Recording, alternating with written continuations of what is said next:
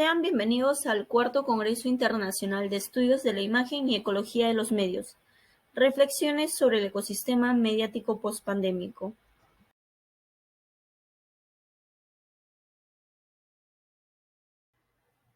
Contexto.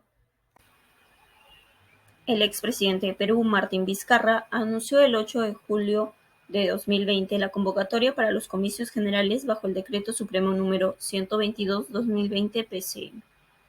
La primera vuelta electoral en Perú se realizó el 11 de abril de 2021 y contó con la participación de 20 partidos políticos y 19 candidatos presidenciales, siendo esta una de las elecciones con mayor variedad de partidos políticos acontecido en el país.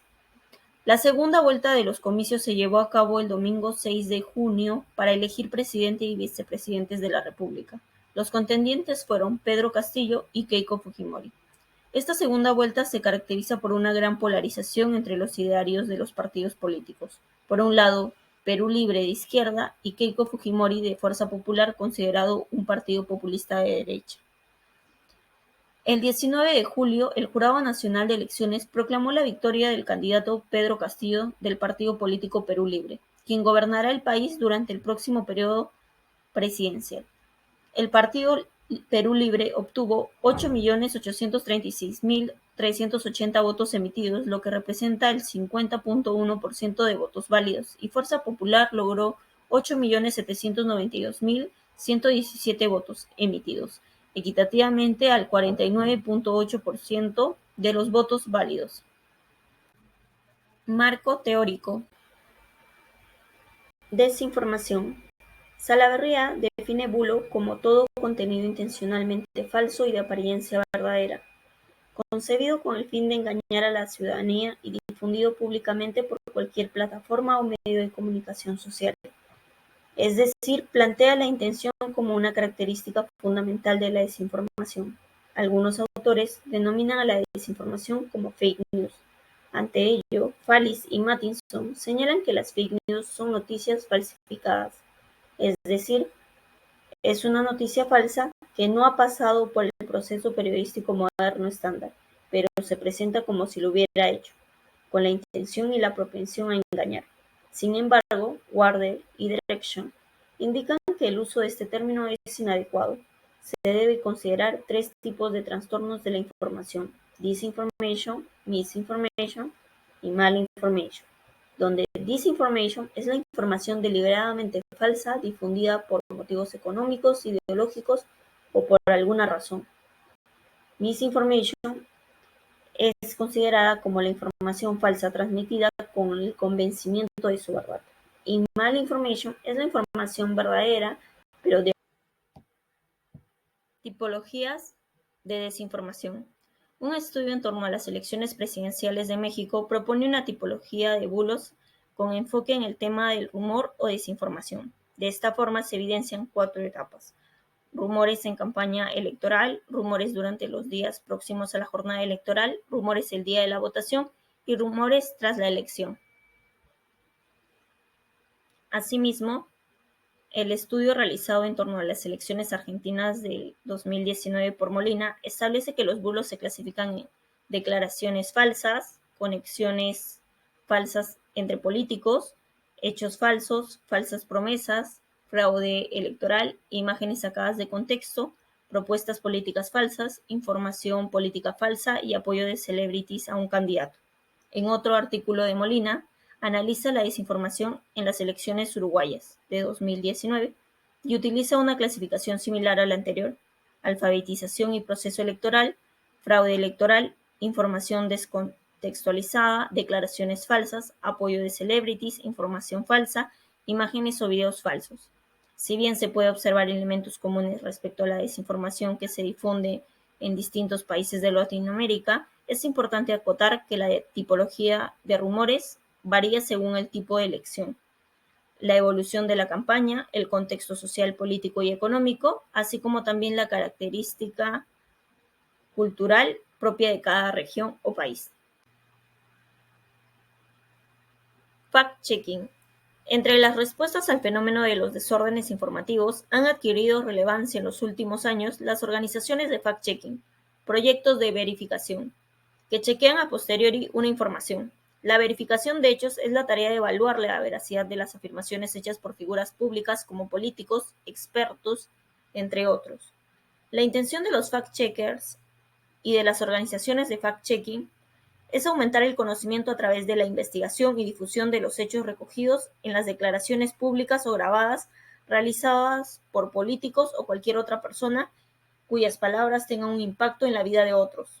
Asimismo, se caracterizan porque su trabajo está libre de intenciones partidistas o de defensa de determinados intereses. En el mundo existen 289 proyectos de fact-checking. En Perú, el primer proyecto de fact-checking fue desarrollado por el medio independiente Ojo Público, a través de su sección Ojo Biónico. Actualmente en el país existen varios fact-checkers. Ojo Biónico y Convoca Verifica son secciones que pertenecen a medios independientes y son nativos digitales. Y el verificador pertenece al medio tradicional La República. Estos medios se encuentran como miembros de la IFCN, la International Fact-Checking Network. Propaganda política. Para Young, la propaganda hace referencia al uso más o menos deliberado, planeado y sistemático de símbolos, principalmente mediante la sugestión y otras técnicas psicológicas. Esta a su vez se caracteriza por buscar dos propósitos: uno, alterar y controlar las opiniones, ideas y valores, y dos, modificar la acción manifiesta. Asimismo, Vadillo coincide con Young en la finalidad que persigue la propaganda, agregando que esto se da por un fin superior que puede ser ideológico o político, y que justifica utilizar información sin importar si es verdadera, completamente falsa o parcialmente modificada para persuadir. La relación entre la propaganda y la desinformación proviene del periodo entre guerras, en el cual se considera a la desinformación como una de las técnicas más eficaces de persuasión y propaganda política. Para Castillo Sánchez, la desinformación como propaganda política consiste en una distorsión calculada de la información y de la realidad que ésta representa. Cabe señalar que la propaganda es un tipo de persuasión que busca que las personas acepten de forma crítica opiniones políticas, ideológicas o religiosas, para luego realizar ciertas acciones, y que por ende no busca promover ideas concretas, sino que para llegar al resultado deseado hace uso de cualquier mensaje efectivo sin tener en cuenta su veracidad o falsedad. Metodología.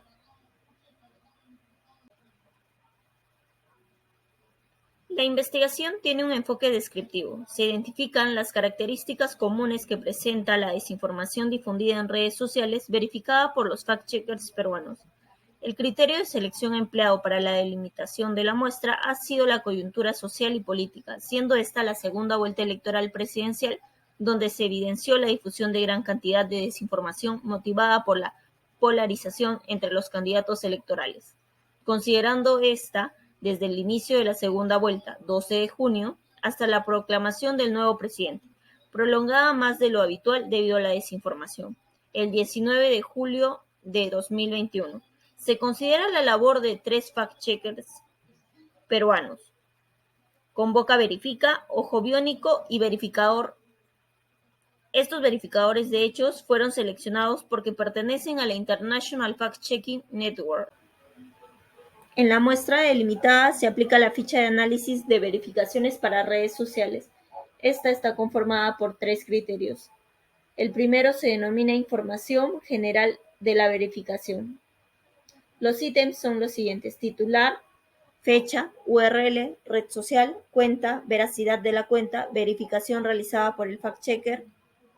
El segundo criterio se denomina interacción con el usuario y contiene el número de seguidores, número de publicaciones, número de me gustas, número de retweets o compartidos, tweet o mensaje, la extensión del mensaje y la utilización de hashtag. El último criterio se denomina características de la desinformación. Tiene los siguientes ítems: origen de la desinformación, partido líder afectado por la desinformación, tema, uso de imágenes, fuente, lenguaje y argumentación, técnica propagandística, objetivo del ataque y observaciones. Esta ficha fue adaptada de Agea Carrillo. Esta investigación logró analizar 88 desinformaciones durante el periodo de la segunda vuelta electoral en el Perú. En el análisis se encontraron 75 noticias falsas difundidas solo en la red social Facebook, pero también es importante señalar que hay 13 noticias que fueron difundidas tanto en Facebook como en otra red social. Respecto a las cuentas y la veracidad, estas procedieron de distintos personajes públicos como economistas, miembros de los partidos políticos contendientes, excongresistas e incluso excandidatos a la presidencia. Respecto a la veracidad, el 73.9% son no confirmadas debido a que se desconoce el usuario o la cuenta había sido eliminada en el momento del análisis, y el 26.1% corresponde a la categoría real, lo que indica que son verídicas. Respecto a la interacción con los usuarios, el primer criterio se refiere al número de seguidores, en donde el 12.5% de las cuentas tenía entre 100.000 a 1 millón de seguidores, mientras que el 6.8% de 10.000 a 100.000 seguidores, el 5.7% de 1.000 a 10.000 seguidores y el 1.1% tenía más de 1 millón de seguidores, viendo de esa forma el alcance que llegaba a tener la desinformación difundida por dichas cuentas. Respecto al número de publicaciones, el 20.5% tenía más de 100.000 publicaciones, mientras que el 3.3% tenía entre 250 a 10.000 publicaciones. Otro criterio que contempla esta investigación es el número de interacciones y el número de compartidos que logró tener la desinformación. Entre estos datos resaltan que el 18.2% tuvo entre 1.000 a 10.000 interacciones y el 5.7% más de 10.000 interacciones, mientras que el 36.4% fue compartido entre 100 a 1.000 veces y el 5.7% fue compartido de 10.000 a 100.000 veces. Asimismo, respecto a la extensión del mensaje, el 79.7% de las publicaciones analizadas sobre la desinformación tenían más de 100 palabras, mientras que el 15.9% presentaba el uso de hashtag como elecciones 2021 y fraude electoral. Luego, sobre las características de la desinformación y respecto al origen de la misma, el 78.4% provenía de usuarios habituales de la red social Facebook. Asimismo, los partidos o líderes afectados fueron, en su mayoría, el Partido Perú Libre con un 39.8%, seguido del proceso electoral con principal afectación de los organismos electorales en un 31.8% y un 18.2% en afectación al otro partido contendiente, Fuerza Popular. Respecto a los temas más habituales, el 29.5% corresponde a un supuesto fraude electoral, así como otros temas recurrentes como lo son el comunismo, el terruqueo de determinados partidos políticos, así como otros temas. Asimismo, el 76.1% de la desinformación difundida mediante Facebook iba acompañada de imágenes, gráficos o fotografías, mientras que entre las fuentes más recurrentes se encuentran también imágenes o gráficos, bases de datos y medios de comunicación. En torno al lenguaje utilizado y al tipo de argumentación, el 28.4% utilizó un lenguaje sencillo, mientras que el 17.1% utilizó expresiones negativas y el 3.4% un lenguaje agresivo. En relación a la técnica propagandística, según Campbell, el 30.7% utilizó la técnica de selección, es decir, elegir dentro de un conjunto de hechos aquellos que permitan construir un discurso favorable, así como el 28.4% utilizó mentira descarada, es decir, denunciar algo sin tener debidamente las pruebas, y el 23.9% utilizó afirmación, que consiste en aseverar que algo es de determinado modo sin dar razones o pruebas de ello. Finalmente, respecto al objetivo del ataque, 30 notas desinformativas se relacionan con la manipulación social, mientras que 42 buscaban reforzar una ideología común respecto a un determinado candidato. A partir del análisis realizado de 88 informaciones falsas, se propone la siguiente tipología sobre desinformación política en contextos electorales. Del estudio de la desinformación difundida a través de Facebook se distinguen 3 periodos cruciales que marcan diferencias clave respecto a la temática de la desinformación y a quién o a quienes afecta.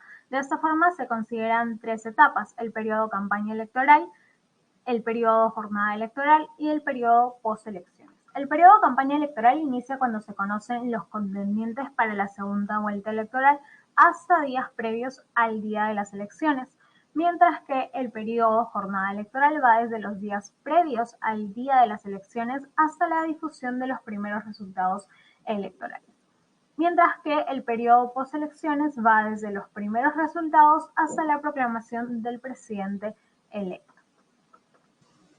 En el periodo campaña electoral se difunden mayormente noticias falsas relacionadas con las propuestas de los candidatos, falsas promesas o declaraciones, supuestos apoyos o rechazos a los candidatos, así como también acusación de ilegalidad sobre acciones tanto de los candidatos como de los posibles aliados. Asimismo, se evidencia como segundo factor que la desinformación como propaganda o ataque político va principalmente dirigida a los candidatos y partidos políticos. En esta segunda etapa, la desinformación gira en torno a la impresión de cédulas, a un posible fraude, cédulas marcadas, actas impugnadas y el traslado de las mismas. Asimismo, se evidencia que la desinformación afecta a los organismos electorales peruanos, principalmente al de la OMPE, debido a que son los entes encargados y legitimadores del proceso electoral. En menor medida, también afecta a los partidos. Finalmente, en el periodo postelecciones, la desinformación gira en torno a los resultados electorales, acusaciones de fraude, disconformidad con el proceso, así como protestas de apoyo o rechazo y las consecuencias de las mismas. Se evidencia también que la desinformación afecta en similar medida a los partidos políticos y a los organismos electorales. Cabe mencionar que existe mayor desinformación contra el partido político denominado ganador por los primeros resultados. Esta investigación concluye que la desinformación difundida mediante la red social Facebook durante el periodo analizado tenía como finalidad afectar a los partidos políticos contendientes, así usualmente era acompañado de imágenes, estadísticas o videos para generar confianza, así como también se manejaba un lenguaje conciso y sencillo para una mayor llegada a los usuarios. Las técnicas más usuales fueron las de selección y la de mentira descarada, y el objetivo fue principalmente reforzar una ideología y la manipulación social. Así, también se propone que la desinformación se caracteriza por su desarrollo temático que va acorde a la temporalidad del proceso electoral. De esta forma, también se considera quienes afectan mayoritariamente la desinformación al momento de proponer una tipología, diferenciando principalmente entre periodo de campaña electoral, jornada electoral y postelecciones.